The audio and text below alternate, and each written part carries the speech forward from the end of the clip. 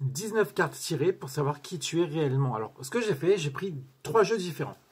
L'oracle G, l'oracle de la triade et le tarot de Marseille pour nous donner un petit conseil, quelques petits tips pour savoir quelle est la marche à suivre, en tout cas pour réellement te réaliser. Alors, on va commencer par l'oracle G. Donc du coup, la carte de la coupe dans l'oracle G était la carte de la neige. En tout cas, la branche gelée, on peut dire ça. Appelle ça comme tu veux. Tu es totalement gelé.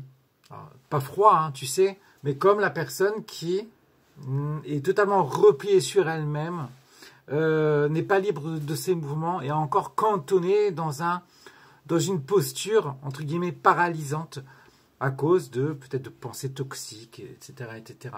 Et je pense que malgré tout ce qui est positif chez toi actuellement, c'est que tu gardes la foi. Tu gardes la foi, tu gardes l'espérance, tu as envie d'avancer. Et que tu espères un changement rapide. Donc, en soi, tu espères ce changement rapide, c'est positif. C'est positif. T'es pas dans le sens où, quelque part, tu es cloîtré dans une espèce de, comment dire, contexte et que tu ne veux pas t'en sortir finalement, que c'est trop compliqué pour toi et que sortir ce fameux premier pas de la zone de confort, c'est quand même quelque chose d'impossible pour toi. Là, on n'est pas dans ce cas-là. On est vraiment sur le fait que tu as envie de vouloir avancer. Et c'est un peu ce que je dis dans mes consultations.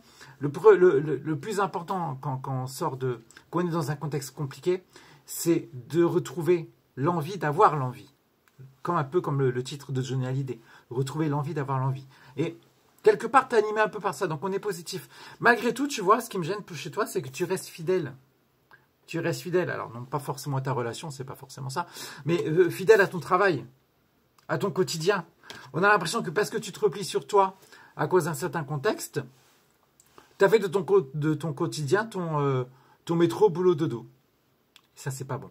Ça, c'est pas bon. Je pense que ce qui t'a amené à ça, c'est une rupture amoureuse dû à une personne qui t'a pris pour ce que tu n'es pas et qui ne t'a pas totalement respecté.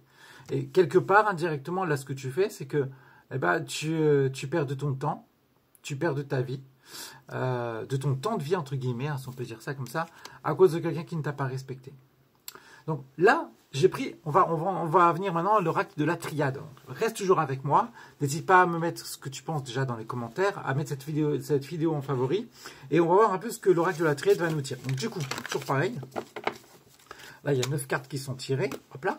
Dans les 9 cartes. Donc la carte de la coupe. La carte de la coupe, c'est que malgré tout, tu as envie. Tu vois, on en revient toujours dans cette dimension-là. Tu as envie de faire quelque chose, de rentrer dans quelque chose de solide, d'un point de vue amoureux. Donc, tu n'as pas perdu la foi indirectement. Donc, c'est très positif, ça.